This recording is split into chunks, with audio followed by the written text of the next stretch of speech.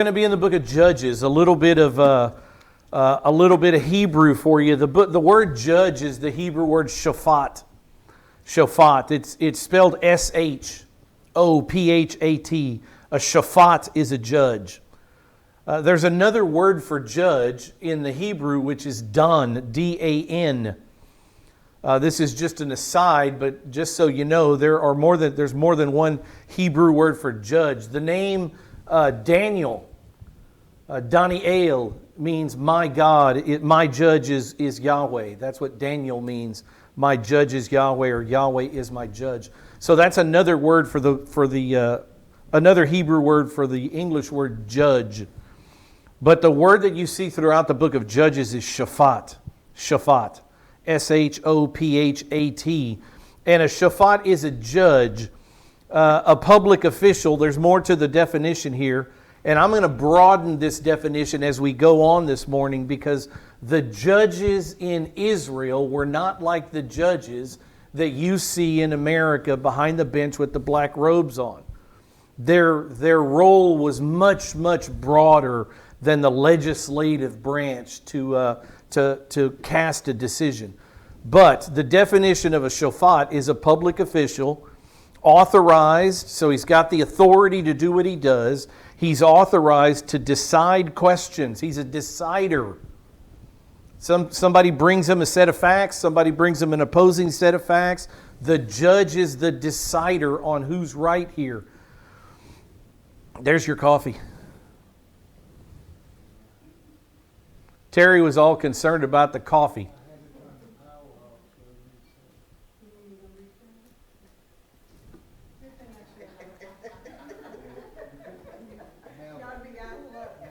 Now we can all rest. We can enjoy the rest of God, the peace of God that surpasses all understanding, because there will be coffee. So a shaphat, a public official who has the authority to decide questions that are brought before a court of justice. That, in its essence, that's what a judge is. What does a judge do then?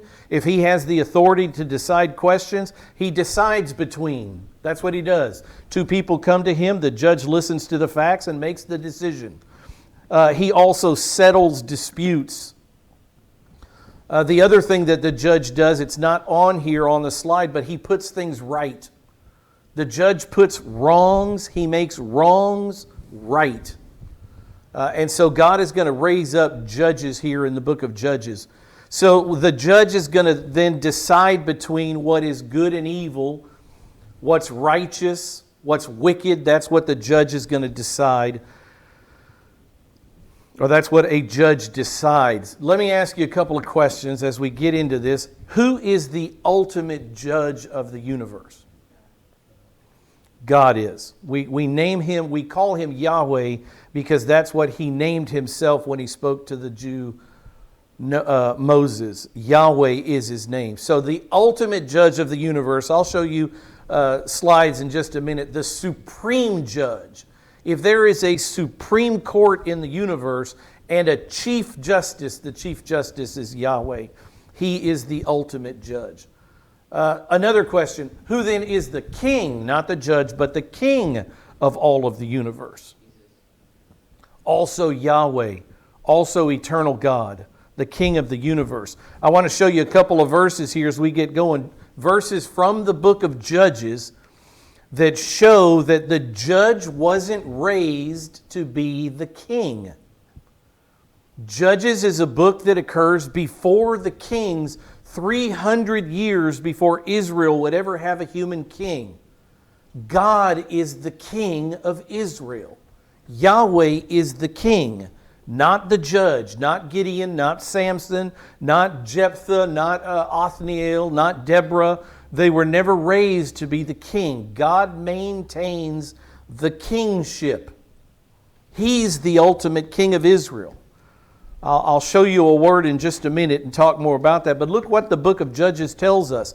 When we get to Judges 8, we'll see the story of Gideon, who God raises to be a judge, a deliverer for Israel. And Gideon said to them, because the people of Israel, after Gideon killed all the Midianites with his 300 men, His countrymen want to raise him up to be their ruler, to be their king. And Gideon says, I will not rule over you. That's not why God raised me as a judge. He didn't raise me to be the ruler. He raised me for a specific reason. I shall not rule over you, nor shall my son rule over you. And who does Gideon say the ruler over Israel is? Yahweh. The Lord shall rule over you. Yahweh is the ruler. He's the king. He's the sovereign of Israel during the book of Judges. He has underlords that he raises up from time to time that he calls judges. But let me tell you this about the book of Judges. Remember after Moses, when Moses found out that he would die on Mount Nebo, who did God authorize Moses to kind of hand the torch off to? Joshua. Israel would have another focal leader. Joshua would be the leader of Israel. Now, we just ended the book of Joshua.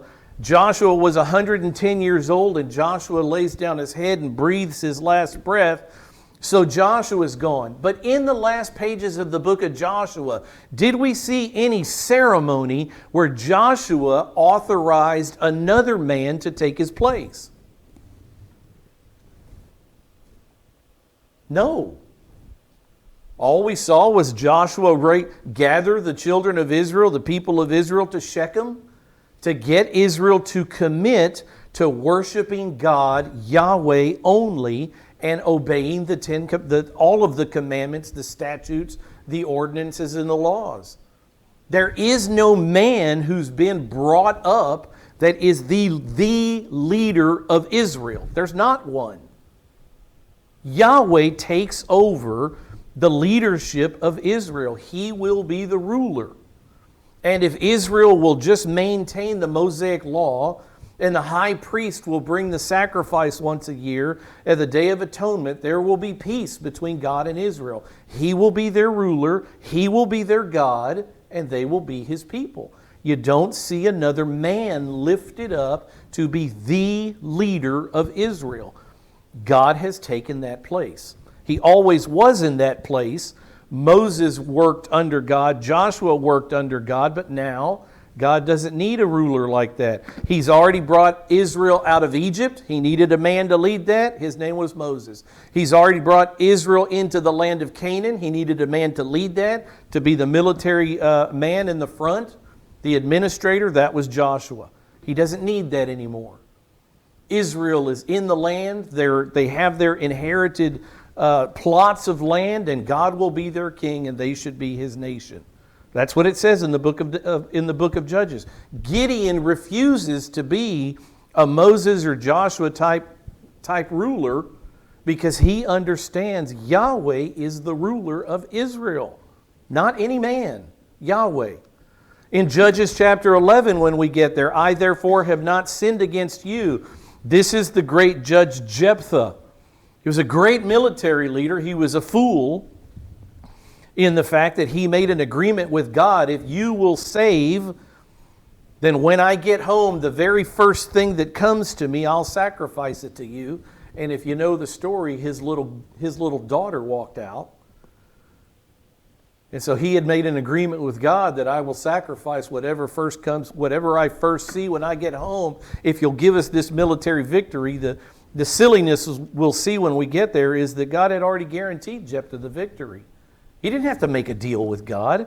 Yahweh had already guaranteed the win. But he got ahead of himself, makes this agreement with Yahweh, and he gets home and his daughter comes out. Can you imagine?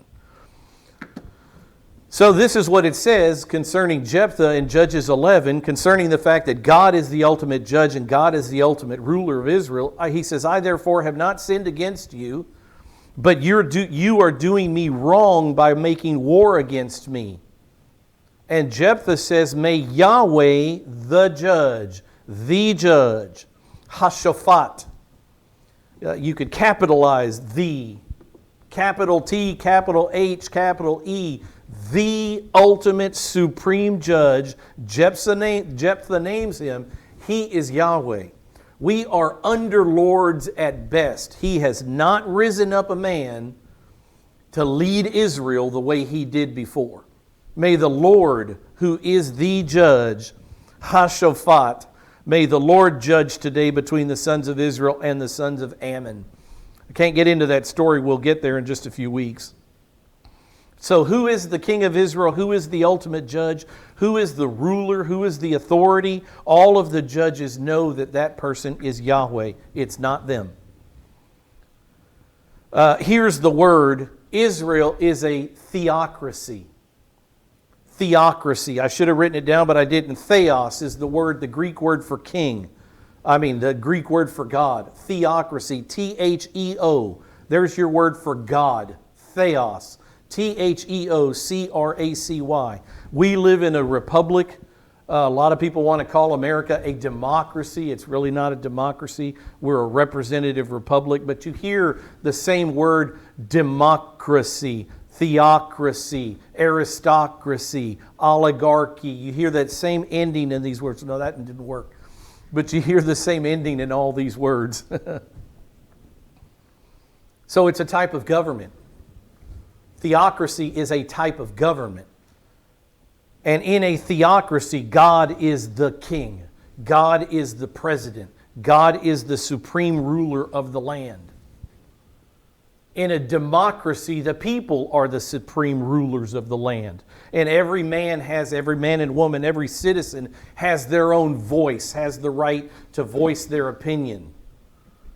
In a theocracy, God voices His opinion, and it's up to us but to do or die, right? No questioning what God says, and that's the government that Israel lived under when they were under in this 300-year period that we'll study, these 21 chapters known as the Book of Judges. God is the king. God is the king. He doesn't raise a king. It's important to know when we go through these judges. God isn't raising a king to deliver Israel. He's raising judges, not kings, not rulers. He's raising judges who would govern for a very short amount of time under the authority of the King of Israel, God Himself, Yahweh. It's a theocracy. God is the King of Israel. So Israel was chosen by God to reign over other nations, but only under the rulership of God. It's important. I just want you to understand these things when we start talking about these names. Are these kings? Is Deborah a queen of Israel? No, no, no. These are simply judges who were raised to do a work for Joshua. For the Lord, for Yeshua, for Yahweh. We'll see in the book of Judges. Did you catch this first slide, by the way? It's a horrible thing to have to write, but you know me, I tell it like it is. And for the book of Judges, I found this picture. Who is that supposed to be? He's got a jawbone of a donkey in his mouth, in his hand. He's got the jawbone of a donkey in his hand, and he's slaying people. That was Samson, one of the judges that will be raised. Probably the worst, morally, ethically, probably the worst judge that Israel had was Samson with his wife Delilah, the Philistine wife. Just unfaithful in everything. But yet God called him to do a work. And we'll get to Samson soon enough, but it was just sad to me that you can't write about Israel being faithful in the book of Judges, because what the book of Judges shows is that despite everything Israel did to God during this period, God remained faithful. Israel was horribly unfaithful in the book of Judges, unfaithful to Yahweh. This is the beginning of their going into idolatry, horrible idolatry. Civil war by the end of the book where the tribe of Benjamin almost gets destroyed. They get down to 600 men in the tribe of Benjamin because of civil war, because of idolatry and horrible sexual sins. This is not a pretty book for humanity, but what it does show is the faithfulness of God over and over. The faithfulness of God is highlighted. So what we'll see in the book of Judges, you got to know going into it what this book is about. And don't get mad at me. I'm just reading the scripture that God gave us. God chose to put the book of Judges in the Bible, not me. I had nothing to do with it. So when we finish after 25 lessons, the book of Judges, and you say, man, Rick, that was a downer.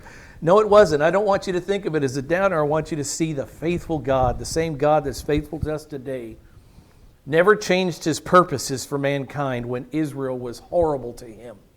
Nevertheless, I will remember my covenant. Nevertheless, I'll remember my word, my promises to Abraham, Isaac, and Jacob. Nevertheless, I'll send the deliverer that I promised to Adam and Eve in the garden. Nevertheless, I'll do what I said I will do. And the Bible, especially the Old Testament, highlights just unfaithfulness after unfaithfulness of man. And the highlight should be not man, because the arm of flesh will fail us and we know that, but the faithfulness of God through it all. So what we'll see in Judges then is Israel rebelling against the rule of Yahweh as their king. They're rebelling against Yahweh as their king. Look what it says in 1 Samuel 8:7. The Lord said to Samuel, listen to the voice of the people. Now, in 1 Samuel, this is when the people have finally said, we want a king. We want to be like all the other nations. We don't want the judges. We want a sovereign king to rule over Israel. And so God gave them Saul. But look at what the Lord said to Samuel when Israel is saying, we want a king. Raise up for us a king.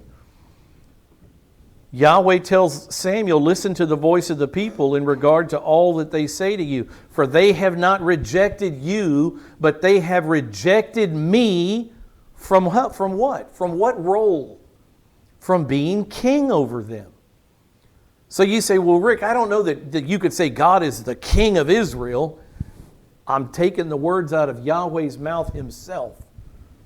Yahweh says, I am the king of Israel, and they have rejected me from being their melech, their king. They haven't rejected you, Samuel. Samuel was the last judge, by the way. Samuel is the last judge in the line, judged for 40 years. So God is telling Samuel, they're not rejecting you as judge. They want a king because they're rejecting me as their king. And then God says, like all the deeds which they have done since the day that I brought them up from Egypt, even to this day, in that they have forsaken me and served other gods, so they are doing to you also. God is the king. During the book of Judges, God, Yahweh, is the king of Israel. That's the way he decided it should be.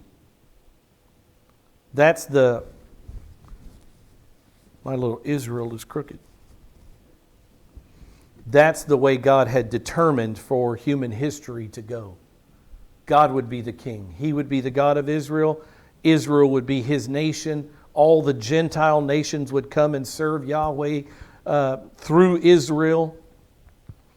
But Israel, and God says here, like all the deeds which you've done since the days I brought you out of Egypt, they never left idolatry. The heart of Israel was always in idolatry. It was always in forsaking, abandoning Yahweh as their ruler and their one God, and serving this pantheon of false gods. God says, just like you used to be, you're still the same way today. I would say the same thing about God. Lord, just like you've always been, just like you used to be, you're the same way today. And that is faithful, loving, compassionate, caring, sacrificing, giving. That's who our God is. So don't focus so much on who the Jews are here. Focus on who God is. I know that'll be difficult, but fight through it.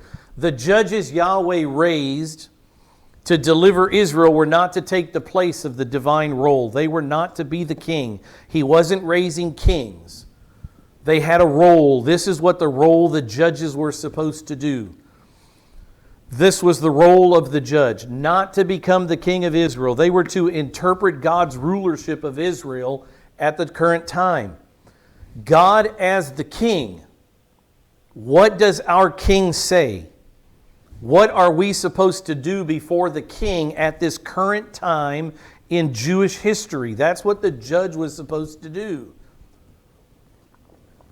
There's his decision to interpret God's kingship and God's rulership of Israel at the current time when God raised that judge. What is it that God wants to do? How does God intend to deliver Israel?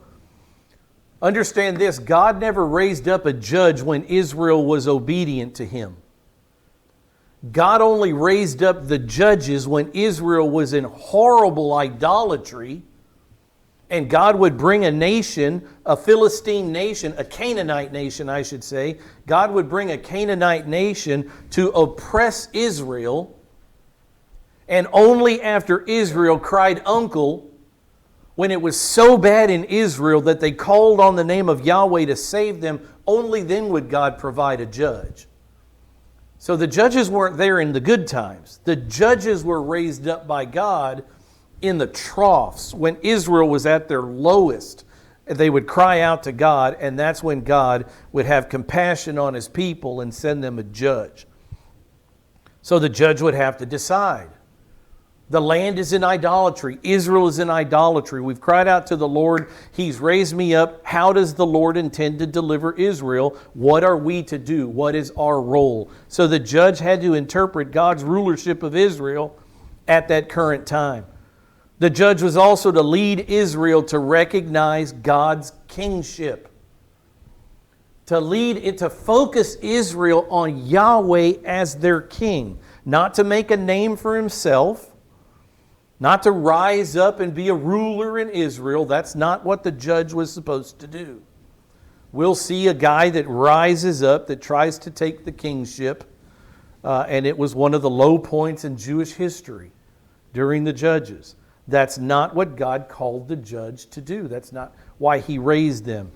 They were to refocus Israel on Yahweh's deliverance. So they were to lead Israel to recognize God's kingship. The judge was also called by God to lead Israel to submit to God's rulership completely. If God tells us this is what we're going to do, then this is exactly what we will do. To cause Israel to submit to God's rulership completely. A quick story, when Gideon had all his men gathered, I forget exactly how many thousands of men gathered, I don't know why, but 32,000 sticks in my head.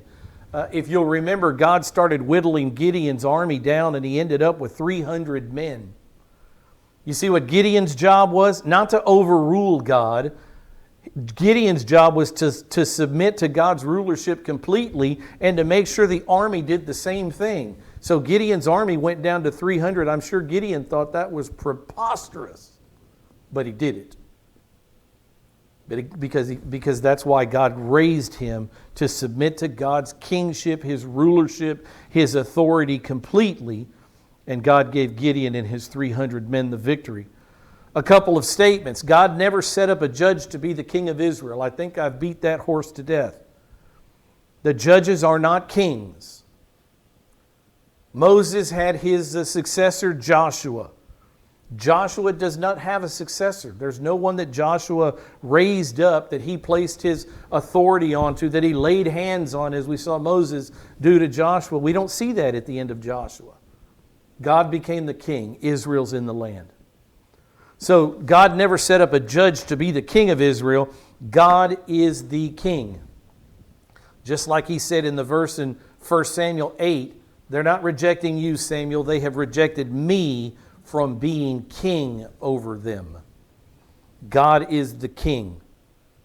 So the judges, as we'll see, the series of judges that are raised up are more, I'm turning the page here just a minute, just to show you who the judges are. They were more than who we see in a black robe on a bench making decisions, slamming a gavel down. The judges had a much broader role. So today we have an executive branch. Our president is the guy who executes the law. He's the one, the legislature makes the law, the House of Representatives, the Senate, they make laws. The president's job is to execute those laws, to make sure that the land is ruled according to those laws. The judge did that. The judge was the executive branch and the judicial branch. So not only was he a judge, a decider, but he was also the executor of whatever the Lord sent down, whatever God, however he was going to deliver Israel, the judge was to execute God's plans. So he wasn't just the guy sitting on the bench making decisions. He also was the executive branch of the government. He also, the judge, I should say they, because Deborah was a judge, a full judge. Deborah, a female. They also were the heads of the military. And we don't have any judges today, black robe judges, that are heads of military. But these judges that we'll see in the book of Judges were the heads of the military, and they are the ones who led Israel in battle, in military battle, to defeat the bad guys, the Canaanites, who were oppressing Israel by God's doing. This will really twist your mind a little bit about who God is and how He acts. Because we'll see God in the book of Judges. We'll see Israel disobedient to God. We'll see God raise up a nation of Canaanites, a group of Canaanites, to come and squash Israel for different amounts of time, 8 years, 18 years, always different amounts of time.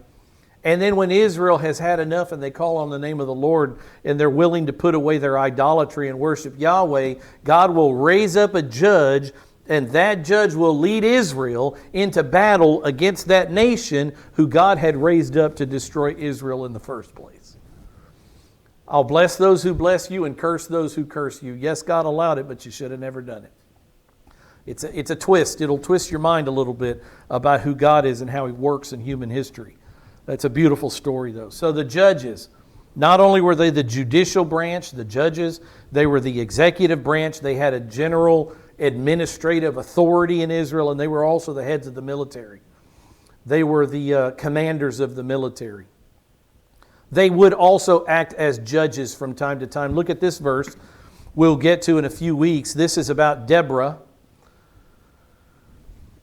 In Judges 4, chapter 4, verse 5, concerning the fact that judges were also judges in the sense of deciding cases, it says concerning Deborah, she used to sit under the palm tree of Deborah between Ramah and Bethel in the hill country of Ephraim. And here's the judge part. The sons of Israel came up to her for judgment. So she would make judgments. They would bring cases to her, and she would judge between the whatever the case came to her. She would also act as the judge. Another switch of gears is an introduction. A lot of things we have to talk about. Where does the book of Judges fit into the Bible? Now, I'm going to go over a slide here. A lot of information on this slide. Stick with me. Fight for it. Have you ever heard the Old Testament called the Tanakh? Have you ever heard anyone refer to the Old Testament, the Hebrew Scriptures, probably a Jew who uses this word? Have you ever heard the word Tanakh? They refer to the Old Testament, the Bible, as the Tanakh. This is why they do that. I'm showing you this to show you where the book of Judges falls in the eyes of the Hebrews. You may have an idea of where the book of Judges, this historical book, should fall, but you'll be surprised where the rabbis put it. So the Hebrew Bible is divided into 3 parts, and these are those parts. The first part of the Hebrew Bible is the law, the Torah. The law or the instruction is what Torah means, law or instruction. These are the books that Moses wrote. The first 5 books of the Bible, Genesis, Exodus, Leviticus, Numbers, and Deuteronomy, those are Moses' books. We call them the Torah. There's another word that we call it. Anybody know it starts with the P? Come on. Pentateuch. Penta, Greek word, means 5. 5 books. Moses' first 5 books. The Jews call it the Torah. Some in the church call it the Pentateuch, the first 5 books of the Bible, the first 5 writings. So this is the first section of the Bible, of the Hebrew Bible, the Old Testament, the law, the first 5 books of the Bible. And then we have a section called the Nevi'im, the prophets. The law and the prophets. The prophets make up the second section of our Hebrew Bible. Name me some prophets. Who would fall in this category?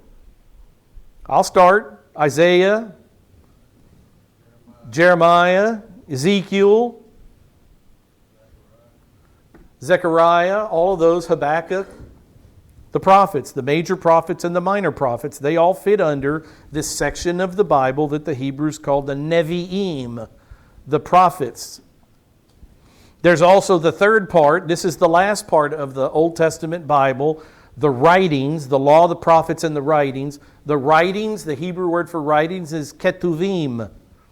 Ketuvim. I've told you before that when you add that I am on the end of a Hebrew word, that makes it plural. A prophet is a nevi. Prophets is nevi'im. A writing is a ketuv, and the plural of that added the I am on there is ketuvim. So it's that im just makes it plural. So the writings are the ketuvim. They're religious poetry and wisdom literature. Religious poetry and wisdom literature. Name me a book of the writings. The Psalms. Yeah, you can see wisdom literature, religious poetry, the Psalms, the hymn book of Israel are part of the writings. There are other songs in the writing or other writings in the writings. The Proverbs, Job falls under the writings, believe it or not. The Song of Solomon, the book of Ruth, Lamentations, Ecclesiastes, and Esther all fall under this section known as the writings. I'll read them again. Psalms, Proverbs, Job, the Song of Solomon, Ruth, Lamentations, Ecclesiastes, and Esther.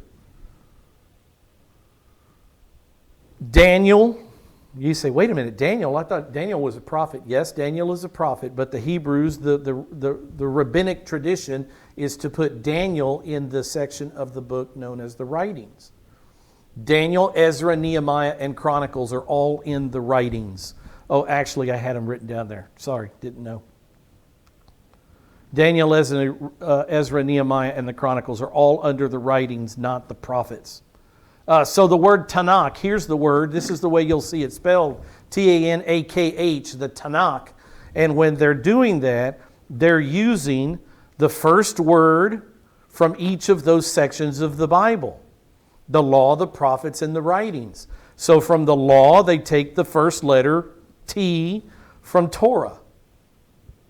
That's where they get their T in this made-up word, Tanakh. Tanakh is not a Hebrew word. It's a made-up word, an amalgamation smashed together from the letters from the three sections of the Bible. They take the T from Torah, they take the N from Nevi'im, and they take the K from Ketuvim, and they come up with their word Tanakh. Add a couple of letters, a couple of vowels to it, and you have T-N-K, T-A-N-A-K-H, Tanakh.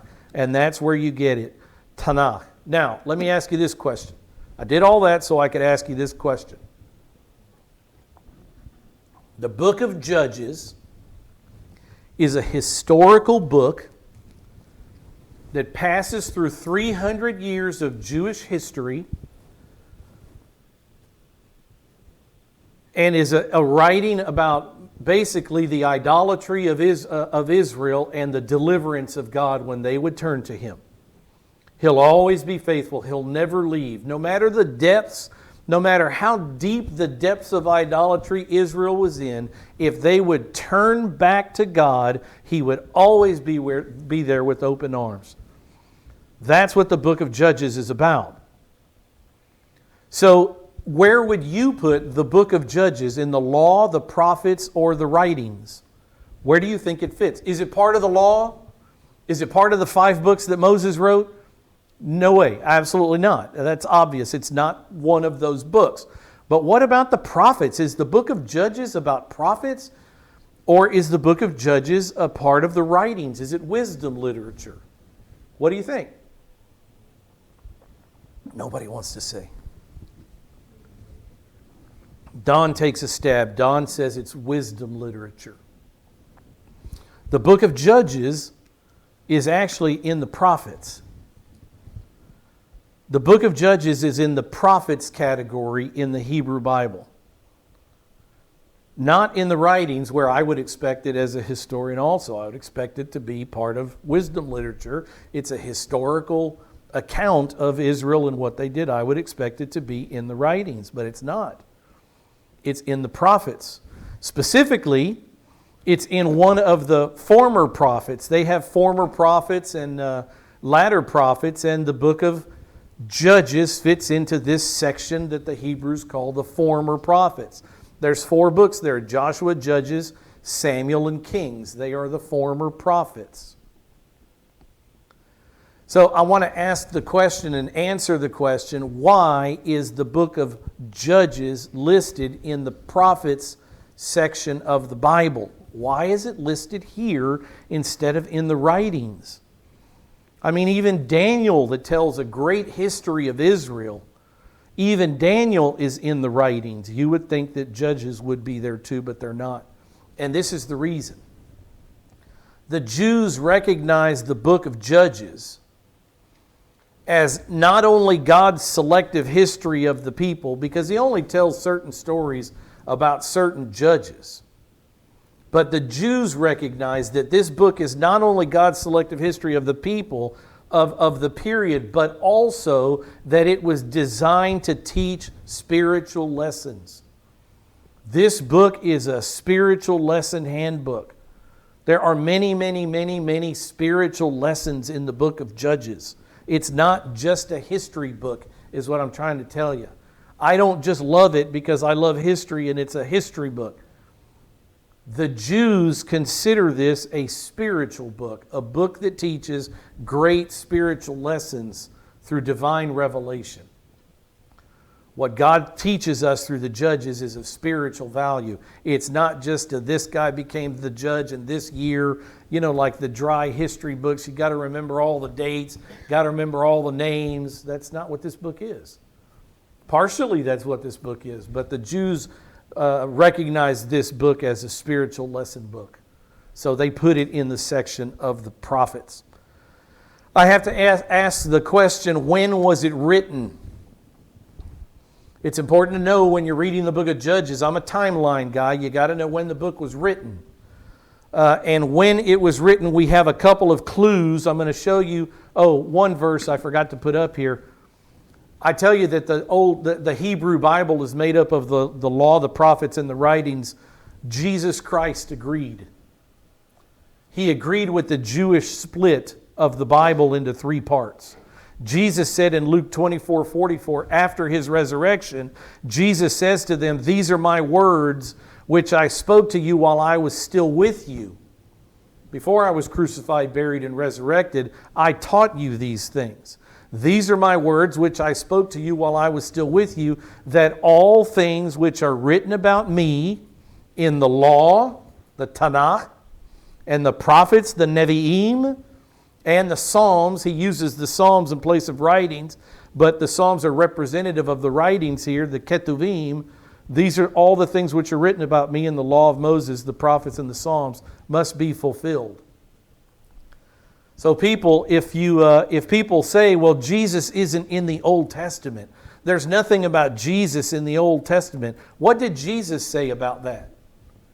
Where did Jesus say you could find information about Him, the deliverer, the Lamb of God, the Messiah, the King of Israel? Where did Jesus say, if you want to find out about me, go to the writings of Moses, the law, go to the writings of the prophets, and go to the writings, the Psalms, Ruth, all the rest of the Bible, and you'll find me all over the place. Just have to look. So don't ever let anybody tell you that Jesus is not in the Old Testament. Jesus said it's the Old Testament that revealed Him as the great prophet. Deuteronomy chapter 15, or is it chapter 18? I always mix that up. Deuteronomy, I'm going to give you a verse just so you'll have one. You'll say, where does Moses talk about Jesus? It's Deuteronomy chapter 18, verse 15 through 19. Let me just read this to you. Jesus says that there are words about me written by Moses And an astute person would say, prove it. Okay, I'll prove it. This is what Moses said about the one who would come. He says, the Lord your God, this is Moses' words, the Lord your God will raise up for you a prophet. There's Jesus. The Lord your God will raise up for you a prophet like me from your midst, from your brethren. So he would be a Jew, this prophet. Him you shall hear, listen to, according to all you desired of Yahweh your God in Horeb in the day of the assembly. The Lord said to me, what they have spoken is good. I will raise up for them a prophet like you from among their brethren, and I will put my words in his mouth, and he shall speak to them all that I command him. Did you hear that? I will put my words in his mouth. God the Father says, when I send this prophet, I will put my words in his mouth, and he will speak all that I command him. That's what this judge would, or this prophet would do. And when you get along in John chapter 12, verse 50, Jesus Christ says this, I know that his command is everlasting life. Therefore, whatever I speak, just as the Father told me, so I speak. The Father says through Moses' pen, I will raise up a prophet, and he shall speak to them all that I command him. And Jesus shows up and says, just as the Father has told me, so I speak. John chapter 12, verse 50. Does Moses write about Jesus Christ? Yes, indeed. Yes, indeed. The prophets, you want an example? Isaiah 9:6. A son will be given, a child will be born, etc. The government will rest upon his shoulders. The Prince of Peace, the Father of eternity, all of those things, Jesus Christ. Isaiah 7:14 and Isaiah 9:6. The prophets write about Jesus. You want an example from the Psalms? I should give you an example from the Psalms. The writings. Where do the writings talk about Jesus Christ? I'll tell you one. In this great verse, in this great psalm, in Psalm 2, when the rulers of the earth, like they are doing right now in the age in which we live, make no mistake, the kings of the earth, the rulers of the earth are trying to globalize this earth. God says, why do the nations rage and the people plot a vain thing? The kings of the earth set themselves and the rulers take counsel together against Yahweh and against his anointed, the word for Messiah. And the kings of the earth say, let us break their bonds in pieces, God's bonds. We don't want to be ruled by this God. Let's cast away their cords from us. And verse 4 of Psalm 2 says, he who sits in the heavens shall laugh. As the kings of the earth plot their vain machinations to make this earth one global enterprise, one global nation, he who sits in the heavens shall laugh. The Lord shall hold them in derision, and then he shall speak to them in his wrath and distress them in his deep displeasure. And this is what God says in Psalm 2 in the writings concerning Jesus Christ, the Messiah. God says, the Father speaks, I have set my King on my holy hill of Zion. Jesus Christ will reign from Jerusalem. I will declare the decree. The Son responds to the Father. Messiah speaks. The Lord has said to me, you are my Son. Today I have begotten you. Ask of me, and I will give you the nations for your inheritance and the ends of the earth for your possession. You shall break them with a rod of iron. You shall dash them to pieces like a potter's vessel. Do the writings speak of Jesus Christ? Without question.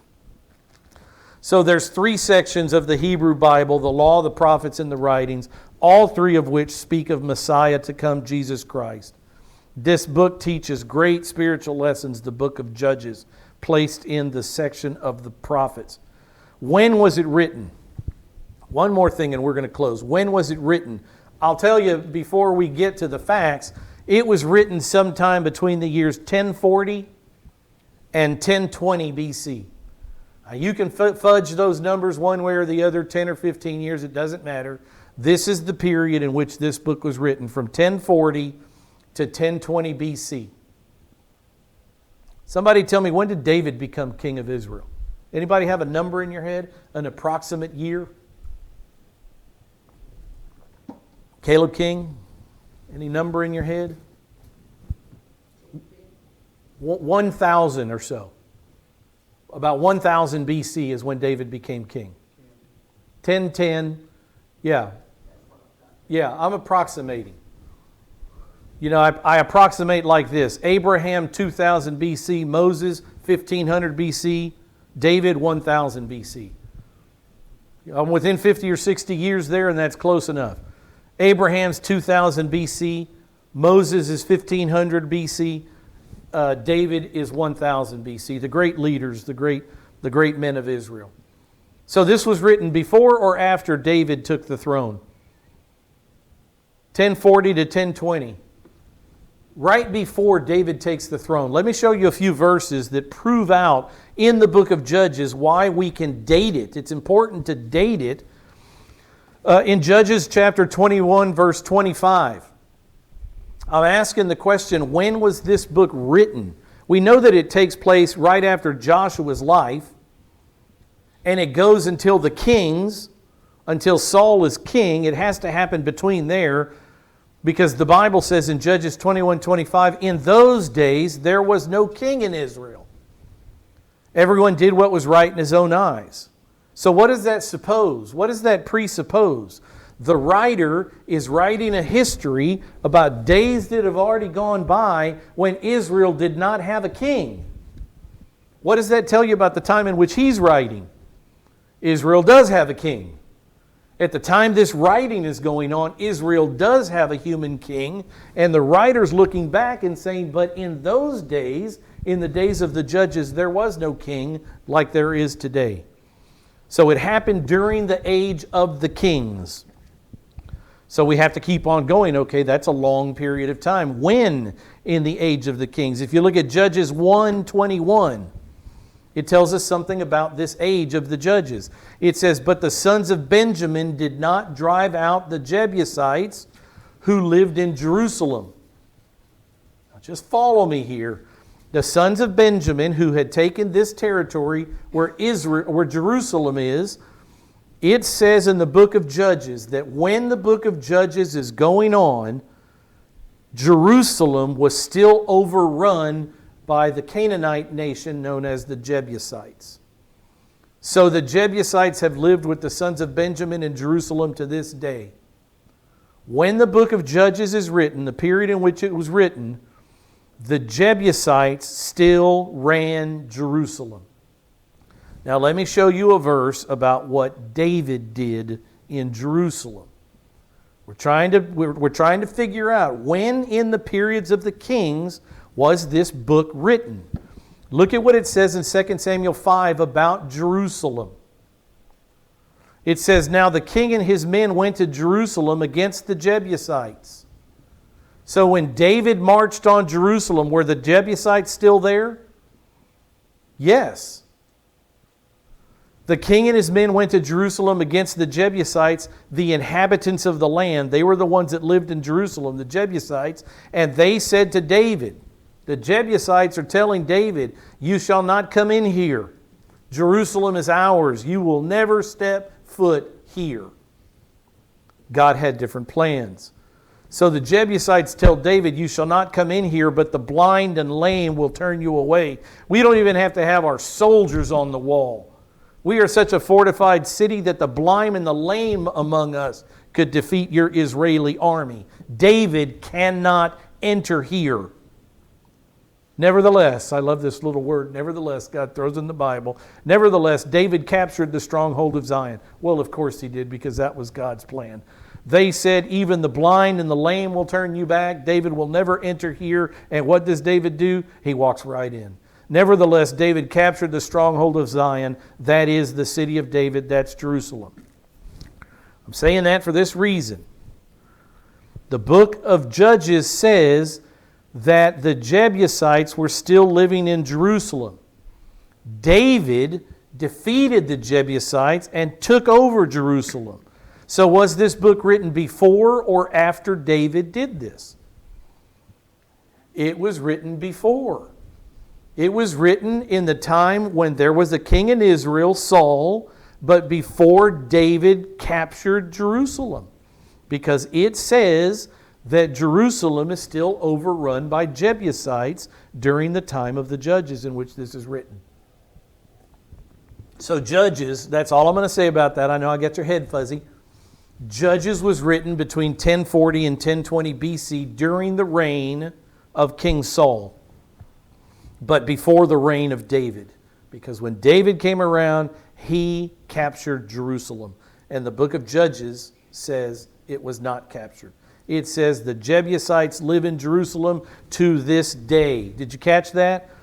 The sons of Benjamin, it says, so the Jebusites have lived with the sons of Benjamin in Jerusalem to this day. So while the writer of Judges is writing, the Jebusites still live in Jerusalem. That's the point.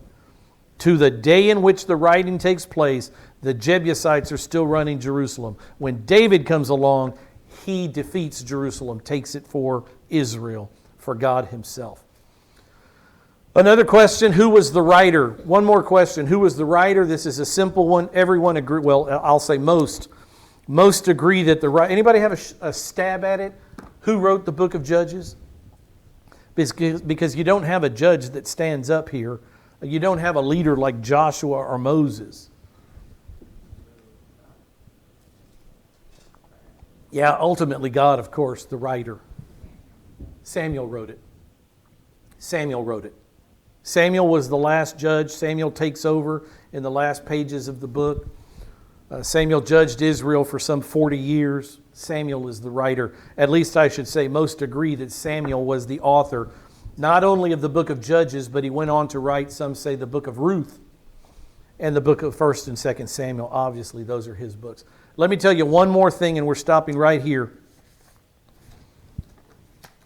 We're not going to cover the story of Ruth. I tell you that the book of Judges has to be one of the low points of Jewish history. It was a horrible period of idolatry for Israel. This roller coaster of idolatry for Israel. But in the midst of that, as I opened in prayer, I think, in the midst of that, don't forget that there was always that righteous remnant. There was always that small grouping of Israel that bowed the knee to Yahweh only, that wouldn't let idolatry into their lives, into their families' lives. One of those men was a man like Joshua. As for me and my house, we will serve the Lord. There were several of those houses, probably thousands of those houses, probably not hundreds of thousands. The remnant has always been a small number. But don't forget, while we're going through this wasn't every single Jew that lived. There's always in human history that righteous, God-fearing, worshiping remnant of people. And in the midst of this horribleness that is the book of Judges and idolatry, the story of Ruth takes place. Ruth, the Moabitess Ruth, who was married to a Jewish woman's son. The son gets killed. Ruth goes back to the land of Israel with her mother-in-law. And there's a man named Boaz there, Boaz, who is a kinsman redeemer, a righteous Jew who does right by Naomi, the mother-in-law, who does right by his brother who's deceased, who does right by this young Gentile Moabitess woman, Ruth, who does right by the law of Moses in levirate marriage to marry his brother's wife, his kinsman's wife. There is righteousness that goes on in the land, even when the bulk of the land is unrighteous. Now, let me ask you, does that sound anything like America today? Where in the midst of rampant unrighteousness, there's still a righteous remnant. There's still a faithful, loyal, God-fearing, God-worshiping remnant. And I pray that this church is part of the eternal story, that this church and others like us will be part of the Ruth story and Boaz story in the midst of the darkness going on around us. You don't have to succumb to the darkness. Even in the darkest times of Israel's history in the book of Judges, sometime during this book of Judges, Ruth takes place. So there are still the righteous among us. Don't give up hope. Hold firm to your faith till the end. God knows what He's doing. Let's close in prayer.